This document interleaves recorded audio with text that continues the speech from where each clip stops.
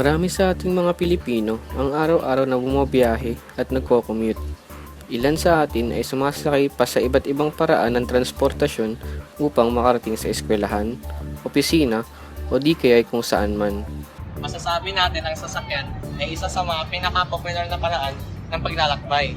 Lalo-lalo na ang mga pampublikong sasakyan tulad ng bus, jeep at FX. Pero lingid sa ating mga kaalaman ay ang masamang epekto na dulot ng mga sasakyang ito hindi lamang sa atin kundi pati na rin sa ating kalikasan.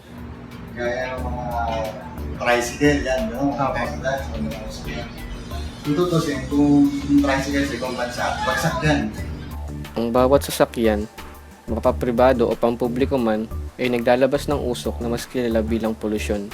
Smoke belcher ang tawag sa mga sasakyang naglalabas ng higit sa normal na level ng usok na naaayon sa Republic Act 8749 o mas kilala bilang the Philippine Clean Air Act. Ayon sa Department of Environment and Natural Resources o DENR, ang regular na bilang ng kabuuang polusyon sa hangin ay dapat nasa 90 micrograms per normal cubic meter. Ngunit dito sa Maynila, tumatayang mayroong 128 microgram per normal cubic meter na polusyon ang nalalanghap natin. Susubukan namin ilarawan sa inyo kung ano ang masamang naidudulot ng mga pasaway na smoke belchers dito sa ating bansa at kung ano ang ginagawa ng ating gobyerno tungkol sa usaping ito. Sa gas, yung carbon monoxide, yung odorless yun. Di ba, mababalita ka na nakulong lang sa vehicle, Mamatay. namatay. Unang-una, sa ating listahan ay ang masamang dulot ng polusyon sa ating kalusugan. Pollution, talagang kahit ano yan, lahat ng pollution na sobra, excess, talagang delikado sa katawan. Ayon sa World Health Organization, mayroong 7 milyong tao ang namatay noon lamang 2012 dahil umano sa polusyong dulot ng mga sasakyan at halos 5,000 katao ang namamatay dito sa Metro Manila taon-taon. Hindi ba nakakaano yun sa baga? Balita rin yun, alam na natin yung inano na yun sa TV. Masakit talaga. Pag maano, syempre, tatakip tayo, lalo na pag maitim na, masakit. Mga sakit tulad ng asthma, lung diseases, heart attack at cancer ang maaaring dulot ng sobra-sobrang polusyon. Siyempre, lahat tayo gusto natin maganda yung makalinis yung environment natin. Gusto natin makahinga ng maayos. Isipin na lang natin ang araw-araw na traffic sa Metro Manila at kung gaano karaming polusyon ang nalalanghap natin sa EDSA at Taft Avenue. Kung hanggat maaari nga may takip tayo sa ilong, pero ang kailangan talaga dyan, lagi sila magpa-smoke bleaching para nalilinis nila yung ng sasakyan, di ba? May may sukatan, di ba? Pagka nag-smoke belching. Oo. Sa taong 2050, tinatayang mayroong 6 na milyong katao ang mamamatay sa buong mundo taon-taon dahil sa polusyon sa hangin. Kabilang sa polusyong ito ay ang usok ng binubuga ng mga sasakyan. Dito sa Pilipinas, mahigit 80% ang kontribusyon ng mga sasakyan sa lumalalang polusyon sa hangin. Palinis lang ng tambucho. Ginagawa ng mga car wash na kaya sa gasoline, nililinis nila yung tambucho. I-change yung mga air filter, oil filter, tapos change oil, mga gasoline oil. Yun yung pinaka-step na yung pinaka-primary, pag yung hindi pa okay pa yung good condition pa yung kotse. Mga vitamins para pangalagaan namin yung katawan namin para manatiling ligtas ang aming kalusugan. Apektado din ang polusyon sa mga driver, lalo na sa mga jeep, dahil ito ay open sa mga ganitong elemento. Pag mga diesel man, visible yan. Kahit matal na gamitin yan, makikita nyo kung bagsak yung diesel. Makikita nyo nga idea yung usap yan. Automatic bagsak, di na kailangan test yan. Ang Land Transportation Office o LTO ay nagsasagawa at nagpapatupad ng mga batas ukol sa usapin ng smoke belching. Madalas yung may diferensya talaga sa kotse na Isinusulong nila ang anti-smoke belching campaign kung saan ang sinamang mahuhuling lumalabag ay pagmumultahin at pwede rin kansilahin ang kanilang mga lisensya. Pahulihin nila yun. Iobliga nila. Kasi yun lang naman, minsan tayong mga Pilipino pasaway talaga di ba?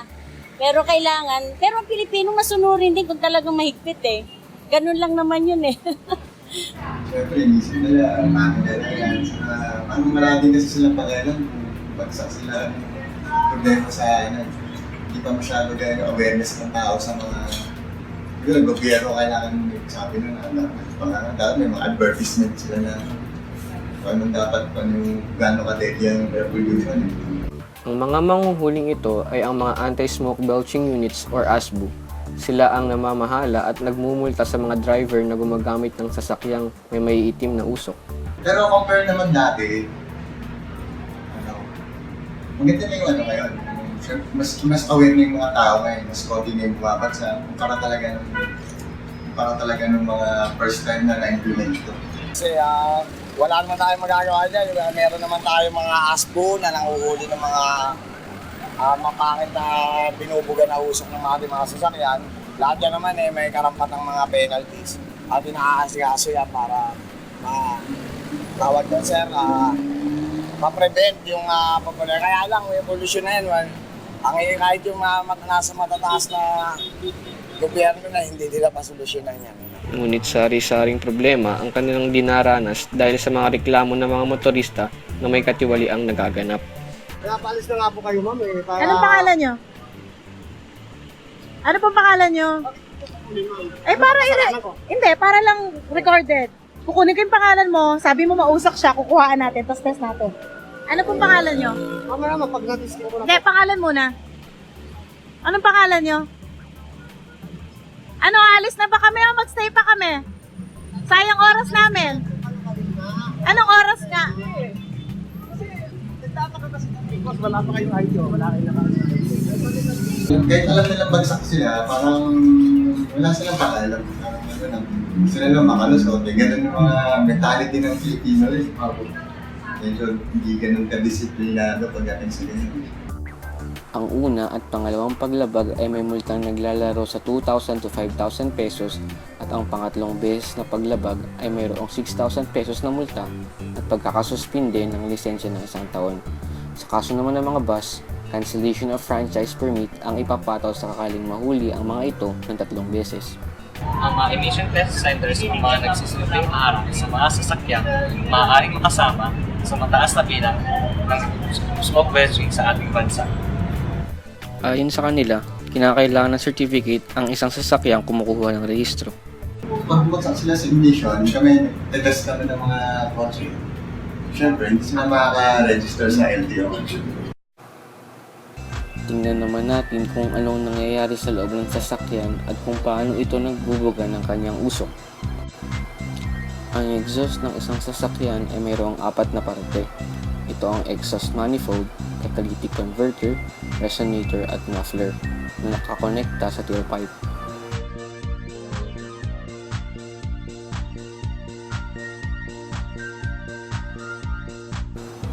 Ang hot exhaust gas kasama ng tunog na ginagawa nito sa bawat dulo ng exhaust stroke ay dumadaan sa exhaust valve papunta sa exhaust manifold.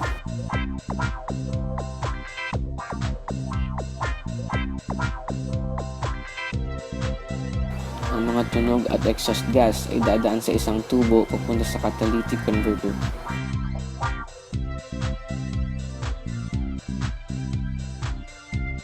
Dahil sa bahagyang combustion, ang mga gas na papasok sa loob ng catalytic converter ay naglalaman ng halong carbon monoxide, unburned hydrocarbons, at oxides of nitrogens na siyang nakakasama sa kalikasan. Sa loob ng catalytic converter, may makikita tayong 2 ceramic blocks na may microducts na nagsisilbing mga catalysts. Pagpasok ng gas sa unang block, ang mga nitrogen molecules ang una magre-react. Ang catalyst na nililikha ng oxides of nitrogen ay magbabago at maghihiwalay bilang isang nitrogen at oxygen.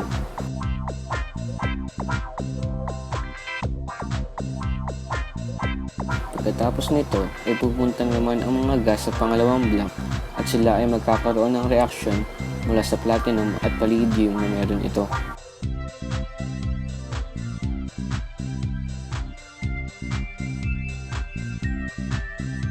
Ang carbon monoxide ay magre-react sa oxygen molecules at sila ay magiging carbon dioxide.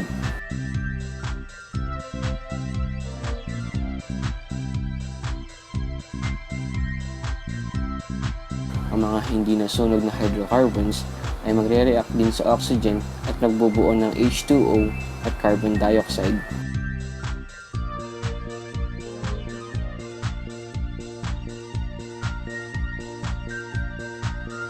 Ngayon, ang gas na nagmula sa catalytic converter ay hindi na gaanong delikado.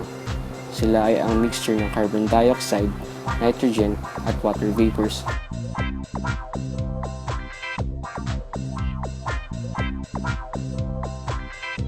Pero ang mga tunog na nililikha ng makina ay haharangin ng muffler.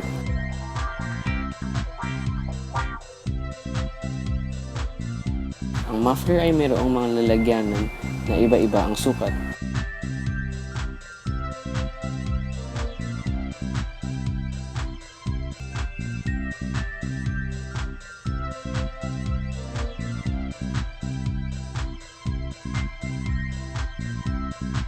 Sa huli, ang mga hindi gaanong delikadong gases kasama ng medyo mahinang tunog ay lalabas na mula sa tailpipe papunta sa ating kapaligiran.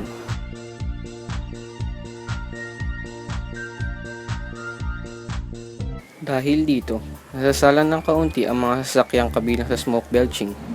Kung totoo, talaga hindi ko alam kasi wala mo akong sasakyan, ano. Pero hanggat maaari, pag nakita na nilang maitim na, kailangan dali na nila dun sa ano, para nakakaiwas tayo sa mga may sakit.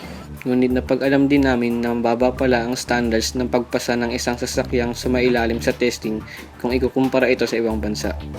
Ang standard kasi ng gas, kumpara natin sa ibang bansa, siguro kung ilipat natin ang standard natin dito sa ibang bansa, babagsak talaga sila. Walang makapagsasabi kung ano ang hinaharap sa usaping tungkol sa smoke belching dito sa Pilipinas. Ito ang nakakabahala dahil milyong-milyon ang bilang ng taong naapektuhan nito. Umasa na lamang tayo na mabigyan ito ng solusyon at mapanatiling ligtas ang ating mga kalsada para sa kinabukasan ng mga susunod pang henerasyon.